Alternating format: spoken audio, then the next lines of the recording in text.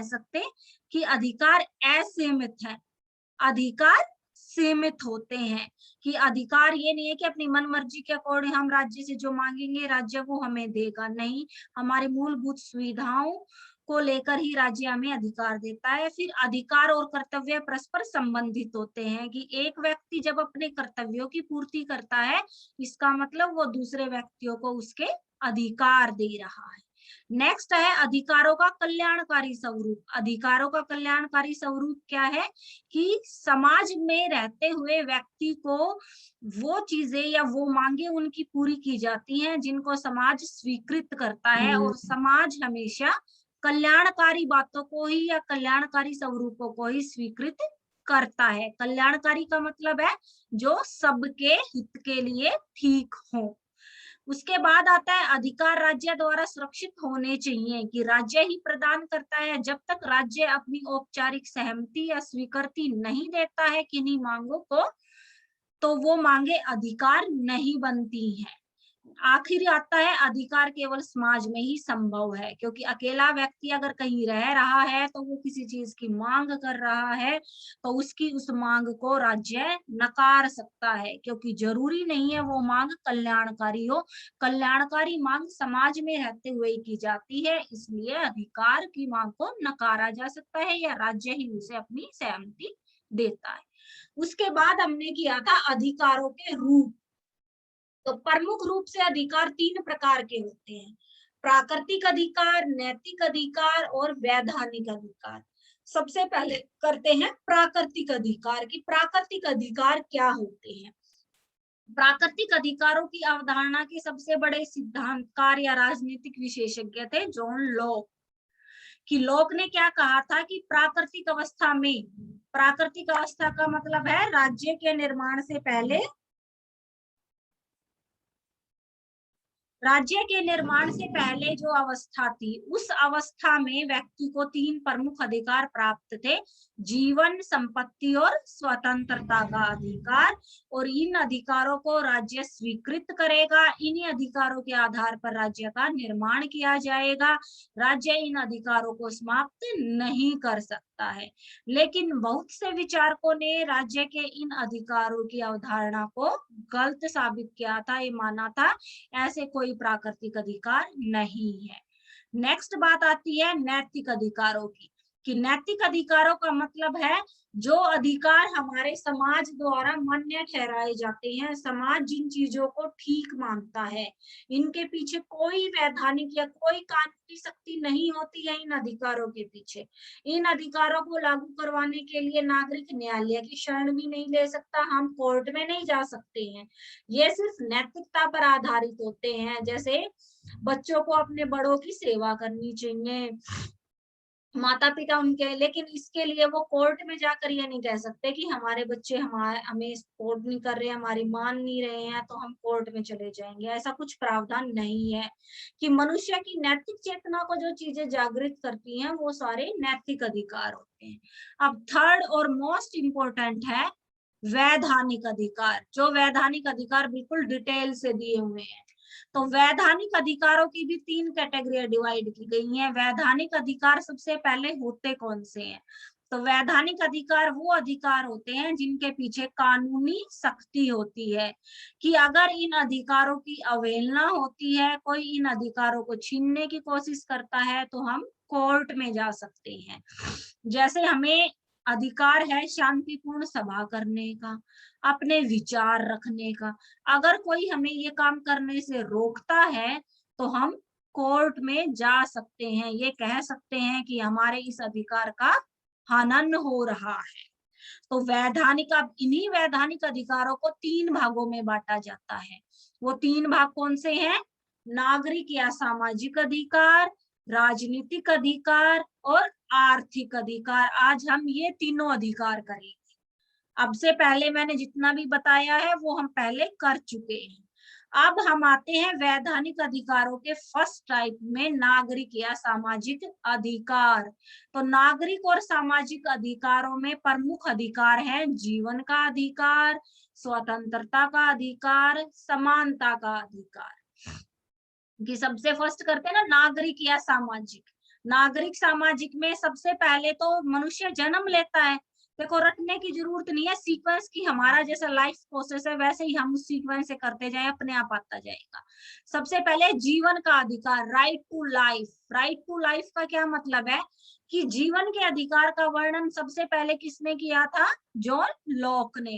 कि लॉक ने कहा था कि प्राकृतिक रूप से व्यक्तियों को जीने का अधिकार प्राप्त है, कि प्रकृति ने जब मनुष्य को बना दिया है, उसे जीवन प्रदान किया है, तो किसी दूसरे व्यक्ति के पास ये अधिकार नहीं है कि उसके जीवन को वो छीन सके।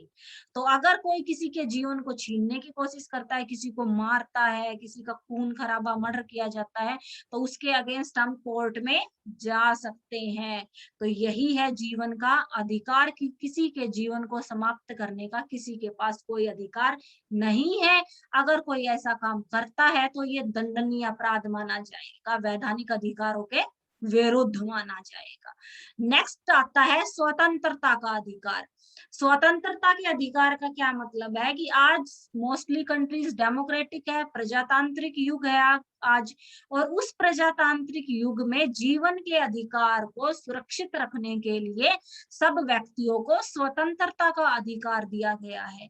कि अगर जीवन का अधिकार तभी सुरक्षित रह सकता है जब सब व्यक्ति स्वतंत्र हो। स्वतंत्रता के बगैर जीवन का अधिकार संभव नहीं है। अब इसमें बहुत तरह की स्वतंत्रताएं बताई गई हैं इस स्वतंत्रता के अधिकार में।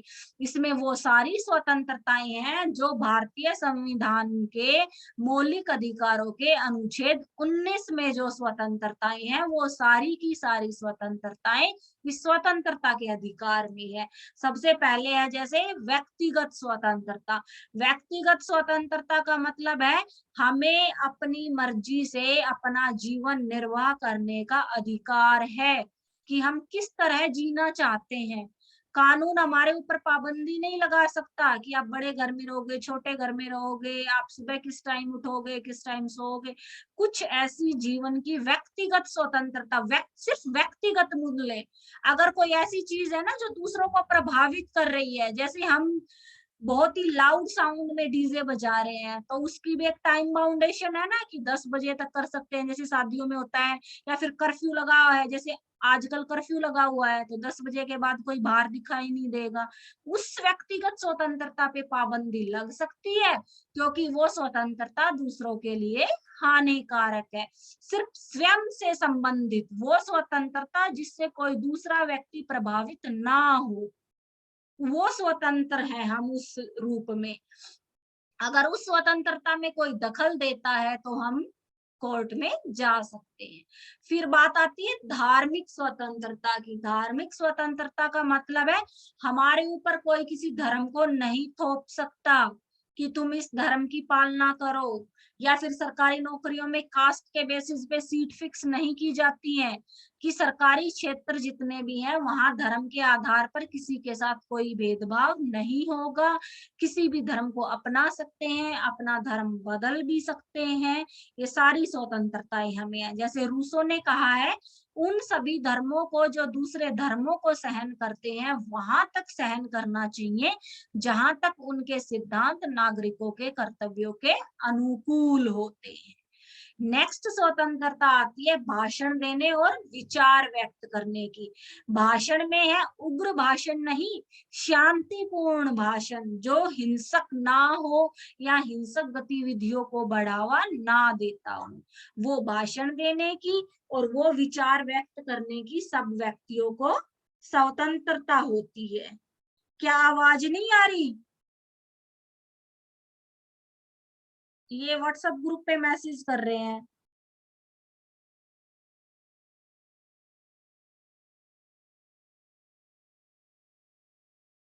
रिस्पॉन्स करो बेटा, आवाज नहीं आ रही मेरी? मैम आ रही है। आ रही है तो जिनको नहीं आ रही है ना वो आ रही है मैम। ज्वाइन कर लो। और ये है ना, ये सोचो कि तुम यूट्यूब और यूट्यूब उस पे तो पहले से बहुत सारी वीडियो है, खुद ही सर्च करके पढ़ लिया करो फिर। और नेक्स्ट है भाषण विचार की, अपने ओपिनियंस देने की किसी भी मुद्दे पर। जैसे कि हम एक लोकतांत्रिक देश में रहते हैं, किस पार्टी की सरकार है यहाँ, उस सरकार के ऊपर हम अपने ओपिनियन दे सकते हैं कि भाजपा ठीक है, कांग्रेस ठीक है, ये सारी चीजें हम बोल सकते हैं, हमें आजादी मिली हुई है इन चीजों की। नेक्स्ट आती है प्रेस की स्वतंत्रता, जो मैंने आपको पहले भी बताई थी ना, परसों एक एग्जाम्पल देके भी बताई थी कि प्रेस की स्वतंत्रता कहाँ है, जहां आम नागरिक जनसाधारण भी जहां नहीं पहुंच पाता, वहां पर प्रेस को जाने की स्वतंत्रता होती है, क्योंकि प्रेस काम करती है जनता को सरकार की गतिविधियों से अवगत कराने की, या कोई भी क्रिटिकल सिचुएशंस जब होती है, वहां क्या परिस्थितियां हैं, क्या चल रहा है, क्या नहीं, वो सारा ज्ञान हमें प्रेस से ही मिलता है। नेक्स्ट आता है एकत्रित होने या संघ बनाने की, कि हम किसी समुदाय का निर्माण कर सकते हैं। वो समुदाय चाहे जैसे टीचर एसोसिएशन है, यूनियन एसोसिएशन है, कि जैसे अब ये है किसान संघ है, मजदूर संघ है, ये सारे संघ बनाने की या हमें इकट्ठा होकर अपनी मीटिंग्स करने की, कोई भी काम करने की आजादी होती है। नेक्स्ट है भ्रमण और निवास की स्वतंत्रता। भ्रमण और निवास से मतलब है हम भारतीय नागरिक हैं, तो भारतीय नागरिक के तहत हम भारत के किसी भी क्षेत्र में रह सकते हैं, घूमने जा सकते हैं, देश से बाहर भी हम घूमने जा सकते हैं, लेकिन उसके लिए हमें क्या होता है, परमिट का मतलब है वीजा की जरूरत होती है, कि वो वीजा जब हमें मिल जाता है तो हम वहां जा सकते हैं। अब नेक्स्ट है व्यापार व्यवसाय। ये सारी वही स्वतंत्रताएं हैं जो भारतीय संविधान के अनुच्छेद 19 में है, एज इट इज सारी की सारी मेंशन है। व्यापार और व्यवसाय जरूरी नहीं है कि हमारे ऊपर हमारी जाति या धर्म के आधार पर कोई व्यवसाय थोपा जाए, हम अपनी मर्जी से जो करना चाहते हैं वो कर सकते हैं। और लास्ट आती है सांस्कृतिक स्वतंत्रता। सांस्कृतिक स्वतंत्रता का मतलब है अपने रीति रिवाज, भाषा, धर्म, पहनावा, सभ्यता, मूल्य हम अपनी मर्जी के अकॉर्डिंग फॉलो कर सकते हैं। जरूरी नहीं है हम हिंदू हैं तो हम बुर्का नहीं पहन सकते, वो हमारी विल पे डिपेंड है। हमारी सांस्कृतिक स्वतंत्रता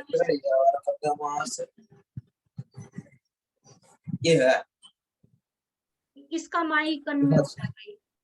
तो सांस्कृतिक स्वतंत्रता में मतलब है, लेकिन उसके साथ साथ संविधान में कुछ अल्पसंख्यक वर्ग को सांस्कृतिक स्वतंत्रता को सुरक्षित भी किया जाता है, हर देश में है और ये प्रावधान। अब अल्पसंख्यक वर्ग कौन होते हैं? जैसे अल्पसंख्यक का मतलब है जहां पॉपुलेशन जिसकी ज्यादा है, वहां एक ऐसा ग्रुप जिसकी पॉपुलेशन बहुत ही कम है, कि हम यहाँ माने, हम मुस्लिम को तो हम अल्पसंख्यक नहीं मान सकते इंडिया में, क्योंकि बहुत है उसकी भी। जैसे रिजर्वेशन जिन लोगों को दिया जाता है ना, कास्ट बेसिस पे, कल्चर बेसिस पे, कम्युनिटी पे, लैंग्वेज बेसिस पे जो रिजर्वेशन दिया जाता है, वो उनकी सांस्कृतिक स्वतंत्रता को सुरक्षित रखने के लिए दिया जाता है। और यही हमारे मौलिक अधिकारों के अनुच्छेद 29 और 30 में भी मेंशन है, कि धार्मिक अल्पसंख्यकों की भाषा, लिपि और संस्कृति के नाम पर शिक्षा संस्थाएं स्थापित करने की स्वतंत्रता जो दी गई है। अब नेक्स्ट अधिकार आता है नागरिक और सामाजिक में था ना, अब नागरिक और सामाजिक में अब तक हम स्वतंत्रता का अधिकार कर रहे थे। देखो, फर्स्ट ऑफ ऑल नागरिक और सामाजिक में था जीवन का अधिकार, फिर था स्वतंत्रता का अधिकार। ये सारी स्वतंत्रताएं थी, इनको आप पॉइंट टू पॉइंट भी डिस्क्राइब कर सकते हो, पैराग्राफ में भी जिस तरह आपका मन करे वैसे लिख सकते हो। थर्ड स्वतंत्रता है, थर्ड नागरिक या सामाजिक स्वतंत्रता है समानता का अधिकार, कि समानता जो लोकतंत्र का स्तंभ होती है, जिस पर लोकतंत्र पूर्ण रूप से निर्भर है, उसी पर टिका होता है। तो समानता कई तरह की होती है। फर्स्ट समानता हमारे मौलिक अधिकारों में भी है, 14 से 18 में दिया गया है ना समानता का अधिकार। तो उसमें कौन कौन सी समानता का वर्णन है? सामाजिक समानता। सामाजिक समानता का मतलब है जाति, रंग, नस्ल आदि के आधार पर किसी के साथ कोई भेदभाव नहीं होगा। भेदभाव का मतलब है मंदिर में ये नहीं है कि ये नीची कास्ट का व्यक्ति है तो इसे मंदिर में एंट्री नहीं करने दी जाएगी, नहीं, उसको भी उतना ही अधिकार है मंदिर में पूजा करने का जितना कि ऊंची जाति के लोगों को है। नेक्स्ट है आर्थिक समानता। आर्थिक समानता का मतलब है व्यक्ति को अपनी योग्यता के अनुसार अपना व्यवसाय चुनने की आजादी होती है। धर्म के आधार पर, जाति के आधार पर, रंग के आधार पर काम नहीं मिलना चाहिए किसी को, कि ये नहीं है कि ये तो नीची जाति का व्यक्ति है तो ये कोई बड़ा ऑफिसर नहीं बन सकता। अगर वो योग्य है, वो एलिजिबिलिटी पास करता है, तो वो उस पद को प्राप्त कर सकता है। ये होती है आर्थिक समानता। और फिर है राजनीतिक समानता। राजनीतिक समानता का सबसे अच्छा एग्जाम्पल देखो, पंचायतों के जब चुनाव होते हैं तो कुछ सीटें रिजर्व होती है ना, कुछ तो फीमेल्स के लिए रिजर्व होती हैं, कुछ जैसे एससी या बीसी कैटेगरी के लिए रिजर्व होती है। वो किस लिए रिजर्व होती हैं? राजनीतिक समानता के लिए। क्योंकि पहले राजनीति में उच्च वर्ग के लोगों का प्रभुत्व बहुत ज्यादा था, तो ये सोचा जाता था उच्च वर्ग के पास पैसा बहुत ज्यादा है, जिसके बिहाफ पे वो राजनीति पर एक छत्र राज करते हैं। तो नीचे वर्ग के लोगों को राजनीति में कैसे प्रवेश किया जाए, या उन लोगों की भी सहभागिता राजनीतिक कार्यों में कैसे हो, तो उन्हें आरक्षण प्रदान किया गया राजनीति में, कि कुछ सीटें आरक्षित कर दी गई। जैसे महिलाओं की भागीदारी राजनीति में बहुत कम है, तो महिलाओं के लिए सीटें आरक्षित है ना, कि सीटें फिक्स होती हैं, इस सीट पे इस ब्लॉक से या इस सीट से सिर्फ औरत ही खड़ी हो सकती है। वो है राजनीतिक समानता, कि स्त्री पुरुष धनी निर्धन आदि के आधार पर किसी के साथ कोई भेदभाव ना किया जाए, सब व्यक्तियों के साथ समान बर्ताव हो, सब समान रूप से वोट डाल सके, सब चुनाव लड़ सके। फिर है कानून के सामने समानता का अधिकार। कानून के सामने समानता में ये जो तीनों समानताओं का जो वर्णन किया है वो इंक्लूड हो जाती हैं। उनका मतलब है राजनीतिक समानता, आर्थिक समानता, और राजनीतिक, आर्थिक और सामाजिक समानता। इन तीनों समानताओं को जब सम्मिलित कर दिया जाता है तो कानून की समानता संभव होती है। क्योंकि अगर सामाजिक रूप से भी किसी के साथ भेदभाव होता है, राजनीतिक सत्र पर भेदभाव होता है या आर्थिक सत्र पर भेदभाव होता है, तो वो कानून की शरण ले सकता है। अब नेक्स्ट अधिकार आता है, जीवन का अधिकार हो गया, स्वतंत्रता का अधिकार हो गया। नेक्स्ट है परिवार का अधिकार। तो परिवार समाज की क्या है? पहली इकाई है। जो इस राष्ट्र का आज हम अध्ययन करते हैं, जिस राजनीति विज्ञान का अध्ययन करते हैं, राजनीति विज्ञान सारा अध्ययन है राज्य और सरकार का। और राज्य किससे मिलकर बना है? समुदायों से, और समुदाय परिवारों से मिलकर बना है। तो परिवार मूलभूत इकाई है सामाजिक ढांचे की। तो परिवार के अधिकार में निहित होता है कि किसी भी व्यक्ति को अपनी मर्जी से शादी करने का, अपनी मर्जी से परिवार बनाने का अधिकार होता है। और इस अपनी मर्जी में धर्म के आधार पर हालांकि कुछ पाबंदियां होती हैं, जैसे हिंदू मैरिज एक्ट के तहत एक शादी की जा सकती है, एक से अधिक पत्नी नहीं रख सकता एक व्यक्ति एक साथ, लेकिन मुस्लिम मैरिज एक्ट के तहत ऐसा रख सकता है। फिर नेक्स्ट अधिकार आता है संपत्ति का अधिकार, कि सब व्यक्तियों को संपत्ति खरीदने, बेचने, रखने की पूर्ण रूप से आजादी होती है। हालांकि पहले संपत्ति का अधिकार क्या था? जैसे भारतीय संविधान का अगर हम एग्जाम्पल लें तो मौलिक अधिकारों में निहित था, लेकिन फिर इसको मौलिक अधिकारों से निकालकर कानूनी अधिकारों में शामिल कर दिया गया, वैधानिक अधिकारों में। और अब हम वैधानिक अधिकार ही रीड कर रहे हैं। तो वैधानिक अधिकार क्यों बनाया गया? क्योंकि जो मौलिक अधिकार होते हैं वो सब नागरिकों को समान रूप से मिलते हैं, किसी के साथ भेदभाव नहीं हो सकता। लेकिन संपत्ति एक ऐसी चीज है कि उसमें योग्य व्यक्ति है, वो अपनी योग्यता के आधार पर ज्यादा से ज्यादा संपत्ति एकत्रित कर सकता है, और जो योग्य नहीं है उसके पास अगर पहले ज्यादा है तो वो सारे को बेच भी सकता है। तो संपत्ति एक ऐसा धन, एक ऐसा अर्थ जिसको बोलते हैं कि धन, जो किसी भी व्यक्ति की सामाजिक आधारशिला को दुर्बल भी बना सकता है और सबल भी बना सकता है। और संपत्ति के आधार पर ही मनुष्य के विकास संभव है। इसीलिए संपत्ति का अधिकार अब कानूनी अधिकारों की अवधारणा में शामिल है। और नेक्स्ट अधिकार आता है शिक्षा का अधिकार, कि सबको समान रूप से शिक्षा प्राप्त करने का या शिक्षा प्रदान कराने का अधिकार होता है। शिक्षा पर किसी भी उच्च या नीचे वर्ग का आधिपत्य नहीं होता है। शिक्षा जाति, प्रथा या धर्म के आधार पर नहीं दी जाएगी। जो धार्मिक संस्थाएं हैं उनमें भी ये प्रावधान है कि धार्मिक संस्थाएं अगर सरकार से वित्तीय पोषण प्राप्त कर रही हैं, कि वित्तीय सहायता प्राप्त कर रही हैं, फंड ले रही हैं, तो वहां भी ये प्रावधान नहीं है कि वो अपनी संस्था में सिर्फ अपनी जाति के लोगों को ही प्रवेश दिलाएंगी। नहीं, अगर वहां सरकार वित्तीय पोषण दे रही है तो वहां सरकार की दखल अंदाजी बन जाती है और उस संस्था में भी सभी व्यक्तियों को प्रवेश प्राप्त करने की अपनी योग्यता के आधार पर समान रूप से योग्यता है या संभावना है। जैसे जितनी भी संस्थाएं होती है ना, जैसे रोहतक में वैश्य संस्था है जिनको माना जाता है बनियों की संस्था है, तो इसका मतलब ये नहीं है कि वहां सिर्फ बनिए सारे मतलब इसी कास्ट के लोग पढ़ते हैं। नहीं, समान रूप से सभी को योग्यताओं को पारित करो और वहां शिक्षा प्राप्त करो। तो ये था नागरिक और सामाजिक अधिकार। देखो मैं दोबारा से एक बार रिवाइज कर देती हूँ कंप्लीट को, देख लेना कि कहां से कहां तक क्या स्टार्ट होता है। देखो, नागरिक वैधानिक अधिकारों के 3 प्रकार हैं। सबसे पहले तो अधिकार 3 प्रकार के होते हैं, प्राकृतिक, नैतिक और वैधानिक। तीनों हो गए। उसके बाद है वैधानिक के 3 प्रकार है, नागरिक और सामाजिक। नागरिक और सामाजिक में फर्स्ट है जीवन का, फिर है स्वतंत्रता का। इस स्वतंत्रता में वो सारी स्वतंत्रताएं हैं जो भारतीय संविधान के अनुच्छेद 19 में है। फिर है स्वतंत्रता के बाद समानता का। समानता 4 समानताएं हैं, सामाजिक, आर्थिक, राजनीतिक और कानूनी। फिर है परिवार का, फिर है संपत्ति का और फिर है शिक्षा का अधिकार। तो यहाँ पर नागरिक और राजनीतिक अधिकार हो जाता है समाप्त। अब नेक्स्ट करते हैं राजनीतिक अधिकार, कि राजनीतिक अधिकार कौन से होते हैं। तो राजनीति का मतलब है राज्य की शासन व्यवस्था में या सरकार में प्रत्यक्ष या अप्रत्यक्ष रूप से भागीदारी, कि राज्य की सरकार के निर्माण में या राज्य की शासन व्यवस्था को चलाने में प्रत्यक्ष या अप्रत्यक्ष भागीदारी को ही राजनीतिक अधिकार कहते हैं। अब इसमें 2 वर्ड यूज हुए हैं, प्रत्यक्ष और अप्रत्यक्ष।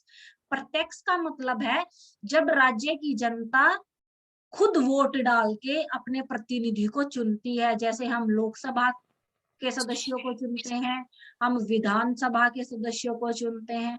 और अप्रत्यक्ष भागीदारी होती है जैसे राज्यसभा के सदस्य चुने जाना, क्योंकि हम विधानसभा के सदस्य चुनते हैं, विधानसभा के सदस्य राज्यसभा के सदस्य चुनते हैं। हम लोकसभा के सदस्य चुनते हैं, फिर उस लोकसभा और राज्यसभा के सदस्य दोनों मिलकर, तो लोकसभा और विधानसभा के सदस्य मिलकर राष्ट्रपति उपराष्ट्रपति का चुनाव करते हैं। तो ये अप्रत्यक्ष भागीदारी है जनता की शासनकारी। तो राजनीतिक अधिकारों में सबसे पहला अधिकार आता है मताधिकार। इसको कोई समझाने की जरूरत नहीं है, सबको पता है। चाहे प्रत्यक्ष लोकतंत्र हो चाहे अप्रत्यक्ष लोकतंत्र हो, शासन के कार्यों को चलाने में लोगों को वोट डालने का अधिकार, और ये वोट डालने का अधिकार हर कंट्री में अलग अलग है, लेकिन भारत, इंग्लैंड और अमेरिका इन तीनों में है 18 साल। भारत, इंग्लैंड और अमेरिका में 18 साल होता है, जैसे जर्मनी में 23 साल होता है, जापान में 21 साल होता है। तो वोटिंग राइट्स जो लोगों को दिया जाता है। नेक्स्ट है चुनाव लड़ने का अधिकार। जैसे हम वोट डालने के लिए इलिजिबल हो जाते हैं 18 साल के होने के बाद, लेकिन अगर हमें विधानसभा का सदस्य बनना है या लोकसभा का सदस्य बनना है तो उसके लिए आयु होनी चाहिए 25 वर्ष। राज्यसभा का बनना है तो 30 वर्ष, राष्ट्रपति पद के लिए चुनाव लड़ना है तो 35 वर्ष, और पंचायती राज के लिए लड़ना है तो 21 वर्ष। तो चुनाव ये इलिजिबिलिटी, और इसके साथ साथ कुछ और योग्यताएं भी होती हैं प्रत्याशी के लिए, कि सरकारी पद पर ना हो, दिवालिया ना हो, देशद्रोही ना हो, कि वो योग्यताएं अगर कोई व्यक्ति पूर्ण करता है तो निर्विरोध रूप से वो चुनाव लड़ सकता है, उसे कोई रोक नहीं सकता, कि ये उसका अधिकार बनता है। फिर अगर वो योग्यताएं फुलफिल करता है तो ये उसका अधिकार बन जाता है कि वो चुनाव लड़ेगा। नेक्स्ट है सरकारी पद प्राप्त करने का अधिकार, कि नेक्स्ट राजनीतिक अधिकार क्या है, सरकारी पद प्राप्त करना। सरकारी पद में कोई धर्म के आधार पर, रंग के आधार पर, जाति के आधार पर, भाषा के आधार पर भेदभाव नहीं किया जाएगा कि ये लड़की है या ये लड़का है। सिर्फ एक सरकारी पद प्राप्त करने में एक योग्यता देखी जाती है। सबसे पहले योग्यता होती है वह देश का नागरिक हो, कि कुछ पद विदेशियों को प्रदान नहीं किए जा सकते हैं। और वो मुख्य रूप से कुछ राजनीतिक पदों का भी प्रावधान है, लेकिन कुछ देशों में ये भी प्रावधान है कि कुछ पद गैर मुस्लिमों को नहीं दिए जाते, जैसे पाकिस्तान में है। लेकिन हमारे यहाँ ऐसा कोई प्रावधान नहीं है कि किसी कास्ट के बेसिस पे किसी पद पे कोई बायस्डनेस लगाई गई हो, ऐसा नहीं है। अगर कोई नागरिक, भारतीय नागरिक अगर उस पद की योग्यताओं को पूर्ण करता है तो वो पद प्राप्त कर सकता है।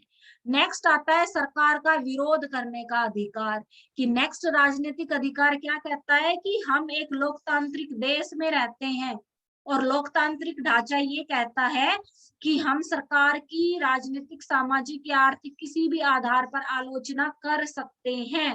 और इस आलोचना का सबसे बड़ा उदाहरण है कि हमारी जो संसदीय शासन प्रणाली है उसमें सरकार के साथ साथ एक विरोधी दल का भी प्रावधान किया गया है, कि विरोधी दल होता ही किस लिए है, सरकार की आलोचना करने के लिए। नेक्स्ट है आवेदन पत्र देने का अधिकार। आवेदन पत्र का मतलब है हम किसी अन्याय के विरुद्ध या किसी अन्याय के खिलाफ किसी व्यक्ति या संस्था जिसने वो अन्याय किया है या अपनी शक्ति का दुरुपयोग करके किसी व्यक्ति का, किसी संस्था का शोषण किया है, तो उसके खिलाफ हम याचिका डाल सकते हैं, जिसको पिटीशन कहते हैं ना, PIL भी एक वर्ड आता है उसके लिए, कि कोर्ट में PIL डाली जा सकती है, कि पब्लिक इनिशियल लिटिगेशन। यही होती है कि हम किसी के जनहितार्थ में कोई याचिका जब अप्लाई करते हैं और उस याचिका को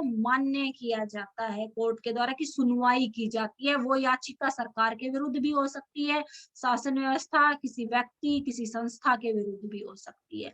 और लास्ट राजनीतिक अधिकार आता है राजनीतिक दल बनाने का अधिकार, कि कोई भी व्यक्ति, समूह जब एक जैसी विचारधारा के लोग इकट्ठे होकर एक संस्था का स्वरूप ले लेते हैं, एक दल के निर्माण की भावना रखते हैं, तो वो राजनीतिक दल निर्मित कर सकते हैं।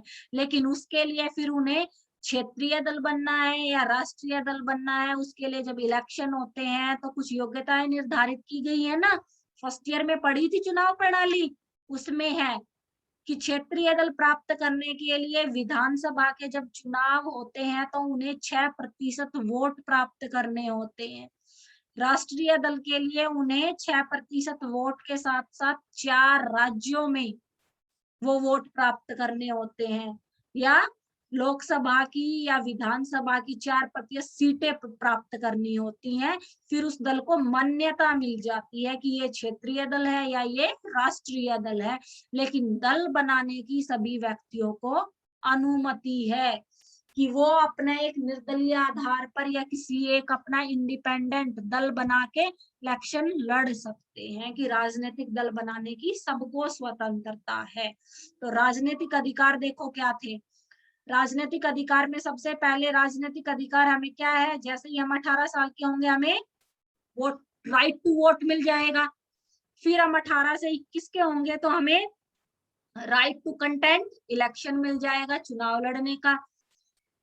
फिर जैसे हम आगे वो बड़े होंगे, हम पढ़ेंगे, तो हमें क्या चाहिए, सरकारी नौकरी, सरकारी पद प्राप्त करने का अधिकार। फिर उसके बाद क्या है, जब हम और ज्यादा मैच्योर होते जाते हैं, जैसे हम न्यूज़पेपर पढ़ते हैं, मैच्योरिटी आती है तो हम सरकार का विरोध, जो बातें हमें ठीक नहीं लगती सरकार की। फिर उसके बाद आता है आवेदन पत्र देने का, कि किसी भी व्यक्ति की, संस्था की या सरकार की किसी बात के हम विरुद्ध है, हम उसको ठीक नहीं मानते, तो उसके अगेंस्ट याचिका दायर कर सकते हैं। और लास्ट है राजनीतिक दल बनाने का अधिकार। तो यहाँ हो जाते हैं हमारे राजनीतिक अधिकार समाप्त। तो अब 2 तरह के वैधानिक अधिकार हमने कर लिए हैं। वैधानिक अधिकार 3 तरह के थे। फर्स्ट था नागरिक सामाजिक, सेकंड थे राजनीतिक। अब करते हैं थर्ड टाइप के अधिकारों पे, वैधानिक अधिकारों पे, आर्थिक अधिकार। आर्थिक अधिकार सबसे इंपॉर्टेंट, कि अर्थ सबसे ज्यादा महत्व रखता है, नहीं है। अर्थ का मतलब किसी भी तरह की भौतिक पूंजी। जो व्यक्ति संपन्न होगा उसको राजनीतिक अधिकारों के लिए भी उतनी सहूलियत होती है कि अगर वो चुनाव लड़ना चाहे तो इजीली लड़ सकता है उस चीज। तो आर्थिक अधिकारों में सबसे पहले आता है काम का अधिकार, कि सब व्यक्तियों को अपने जीवन यापन के लिए जैसा वो चाहे वैसा काम प्राप्त करने का अधिकार होता है, कि जरूरी नहीं है उसके साथ भेदभाव किया जाए जाति के आधार पर या किसी और आधार पर काम पाने के लिए। नेक्स्ट है वेतन का अधिकार। वेतन के अधिकार में आता है समान काम के लिए समान वेतन का अधिकार है सभी व्यक्तियों को।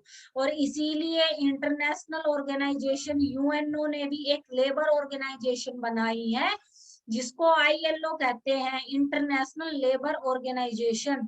और उस लेबर ऑर्गेनाइजेशन ने कुछ नॉर्म्स और कंडीशंस निर्धारित किए हैं, जैसे काम पाने का अधिकार, जिसके तहत भारत में मनरेगा योजना लागू की गई थी कि सब व्यक्तियों को साल में 100 दिन का रोजगार सरकार अवश्य प्रदान करेगी। फिर नेक्स्ट उसी के अंतर्गत था वेतन का अधिकार, समान काम के लिए समान का वेतन, किसी व्यक्ति से बेगार नहीं किया जाएगा। बेगार का मतलब है फ्री में काम नहीं करवाया जाएगा। और नेक्स्ट आता है विश्राम का अधिकार। विश्राम का अधिकार की अवधारणा है व्यक्तियों को, जैसे प्रावधान क्या है, जो प्राइवेट फैक्ट्रीज वगैरह है 5 डे वीक होता है ना बहुत सारी जगह, 8 घंटे काम का प्रावधान है। 8 घंटे से ज्यादा अगर किसी से काम करवाया जाएगा तो उसको एक्स्ट्रा उसके लिए पे किया जाएगा। उनकी मनोरंजन की सुविधाएं देखनी पड़ेंगी, उनके बच्चे अगर उनके साथ हैं तो उनकी शिक्षा की सुविधाएं भी उन्हें देखनी पड़ेगी। काम के घंटों के बीच विश्राम व्यवस्था भी उन्हीं का दायित्व है। और नेक्स्ट आता है काम करने के लिए निश्चित समय, जो मैंने इसी में इंक्लूड करके समझा दिया है मैंने आपको। नेक्स्ट है संपत्ति का अधिकार, की संपत्ति का अधिकार जो मौलिक अधिकारों में था, लेकिन अब वो एक आर्थिक अधिकार है क्योंकि संपत्ति सबसे ज्यादा महत्व रखती है। और नेक्स्ट है आर्थिक सुरक्षा, कि आर्थिक अधिकार तो दे दिए लेकिन उन आर्थिक सुरक्षाओं को मेंटेन करना भी एक तरह से राज्य का ही उत्तरदायित्व है, कि जितनी भी आर्थिक सुविधाएं दी हैं राज्य उनको संरक्षण करे, राज्य उनकी पालना करे। तो यहाँ पर खत्म हो जाते हैं वैधानिक अधिकार। सबको समझ आया अच्छे से वैधानिक अधिकार कौन से होते हैं?